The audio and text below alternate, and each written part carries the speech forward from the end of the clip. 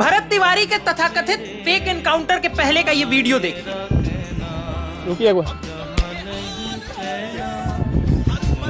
हथियार इनको दे दिया गया। जब उसने पुलिस के सामने हथियार फेंक दिया, फेसबुक पर लाइव वीडियो बनाया, 15 मिनट तक वो वीडियो चला होगा जिसमें वो पुलिस से बात कर करके बार बार ये कह रहा था कि क्या मेरी मांगे मान ली जाएंगी।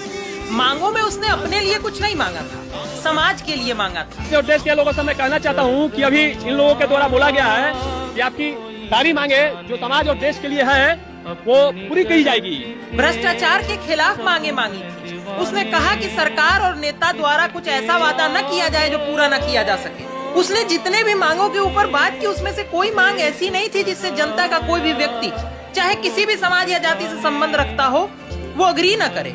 आज की तारीख में तमाम जातियों के लोग आकर के उसको गालियां दे रहे हैं। सवाल तो ये है कि सत्ता ने उसको मजबूर किया हथियार उठा लेने के लिए, वरना ये तस्वीरें देखिए, ये उसी की तस्वीरें हैं जहां ये पुलिस पदाधिकारियों को ज्ञापन सौंपता हुआ दिखाई दे रहा है, अलग अलग पदाधिकारियों को ज्ञापन सौंपता हुआ दिखाई दे रहा है।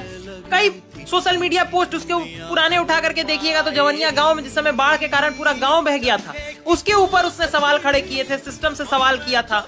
इतना ही नहीं है, कोविड के समय जब कोई किसी की मदद नहीं कर रहा था उस समय भी समाज की मदद करने वो समाज के लिए आगे खड़ा रहा था। केवल जातिवादी तो उसका कोई पोस्ट भी आपको नहीं दिखेगा, वो तो समाज के लिए काम कर रहा था, जाति के लिए काम नहीं कर रहा था। फिर भी हथियार डाल देने के बाद साफ वीडियो में दिखाई देता है और उसके बाद पुलिस करती है कि उसने हम पे गोली चलाई और हमने आत्मरक्षा में उसको फायर करके गोली मार दी। सोचने वाला सवाल ये है कि जो आदमी साफ तौर पे बंदूक फेंकता हुआ दिखाई दे रहा है, बंदूक फेंकने के बाद क्या वो आदमी बंदूक उठा लिया होगा? यहाँ पे दो सवाल खड़ा होता है। बंदूक जब उसने फेंक दिया उसके बाद इतने सारे पुलिस वाले क्या उस बंदूक को छीन करके उसको गिरफ्तार करने की कोशिश नहीं कर रहे थे? क्या मजाक है? क्या बताने का प्रयास किया जा रहा है? क्या वो किसी और जाति के होते तो उनका एनकाउंटर हुआ होता? आज की तारीख में रोशन आनंद सर का FIR दर्ज नहीं होता है क्योंकि उनकी जाति यादव है। पटना में चलते ऑटो से एक लड़की को करगिल चौक के पास अगवा करने की कोशिश की जाती है, उसके बाद उस व्यक्ति का एनकाउंटर नहीं होता है जो वहां पे दोषी था। नीट छात्रा कांड पटना में हो जाता है, उसके दोषी का एनकाउंटर नहीं होता है। पटना में बेगूसराय की छात्रा आती है, उसके साथ दुष्कर्म और गलत करने का प्रयास करने की साजिश रचने के ऊपर आरोप लगते हैं, होटल के ऊपर कार्रवाई नहीं होती, किसी के ऊपर एनकाउंटर नहीं होता।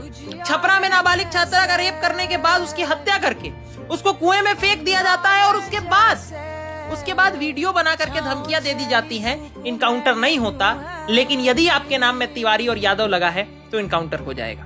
सवाल करिए, शेयर करिए इस वीडियो को और सत्ता से पूछिए कि सम्राट जी, छवि केवल बिहार पुलिस और आपकी ही नहीं, पूरे बिहार की खराब होती है इस देश के लेवल पे। न्याय कब मिलेगा उस परिवार को जिसको ही आपने खत्म कर दिया? वंदे मातरम।